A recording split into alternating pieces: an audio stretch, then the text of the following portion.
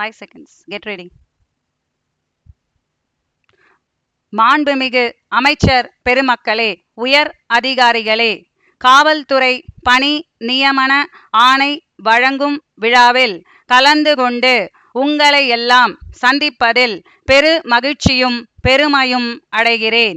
இந்தியாவிலேயே தமிழகம் முதன்மை மாநிலமாக விளங்க வேண்டுமென்ற அடிப்படையில் பல்வேறு நல திட்டங்களை நம்முடைய அரசு செயல்படுத்தி வருவதை நீங்கள் அனைவரும் அறிவீர்கள். அந்த வகையில் தமிழ்நாடு காவல்துறை தனி பெருமையோடு சிறப்பாக பணியாற்றி வருகிறது.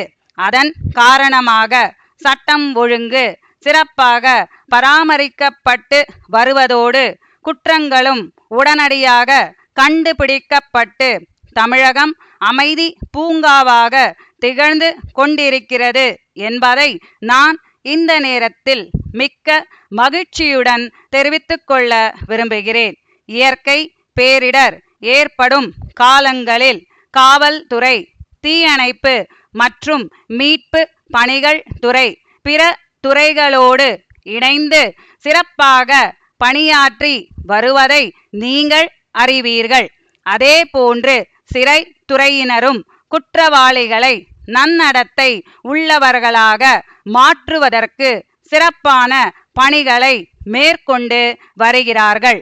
பல்வேறு மாநிலங்களை ஒப்பிடுகையில் தமிழகத்தில் இந்த துறையில் அதிக எண்ணிக்கையில் காவலர்கள் பணிபுரிந்து வருகிறார்கள். இந்த நிலையில் பொது மக்களுக்கு மேலும் சிறப்பான பாதுகாப்பு வசதிகளை அளிக்க வேண்டுமென்ற அடிப்படையில் இந்த ஆண்டு காவல்துறையில் கூடுதலாக காவலர்கள் பணி நியமனம் செய்யப்பட்டிருக்கிறார்கள் என்பதை நான் பெருமிதத்துடன் தெரிவித்துக் கொள்கிறேன்.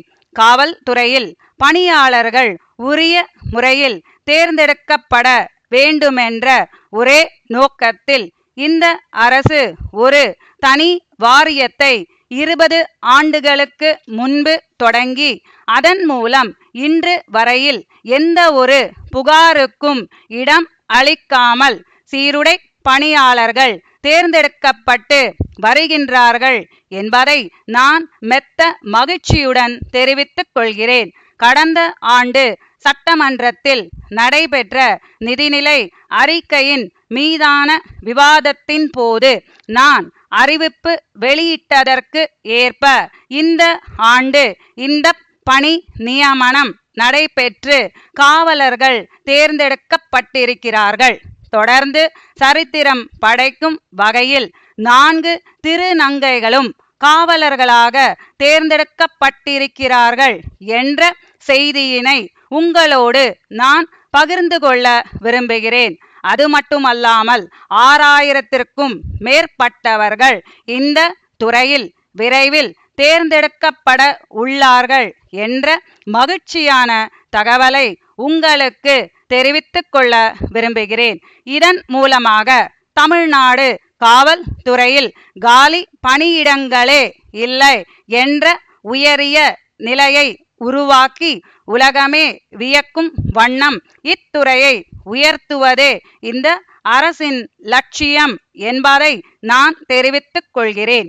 தமிழ்நாடு காவல்துறையின் மொத்த எண்ணிக்கையில் ஏறக்குறைய 1/3 பங்கு பெண் காவலர்கள் இருக்கிறார்கள். அந்த பெருமையை பெற்ற ஒரே மாநிலம் தமிழ்நாடு என்று சொன்னால் அது மிகையாகாது என்று சொல்லி இந்த அரிய வாய்ப்புக்கு நன்றியை தெரிவித்துக் கொள்கிறேன். சென்னை தியாகராய நகர் ரங்கநாதன் தெருவிலுள்ள மணிமேகலை அழகு சாதனங்கள் விற்பனை நிலைய உரிமையாளருக்கு திருச்சி கண்ணன் கூட்டமைப்பின் மேலாளர் எழுதும் கடிதம். அன்புடையீர், வணக்கம். 2 மாதங்களுக்கு முன்னர் தாங்கள் சில அழகு சாதன பொருட்களை குறிப்பிட்ட எண்ணிக்கையில் உடனடியாக அனுப்பி வைக்குமாறு எங்களை கேட்டு கொண்டதற்கிணங்க அவை தங்களுக்கு உரிய பாதுகாப்போடு அனுப்பி வைக்கப்பட்டது.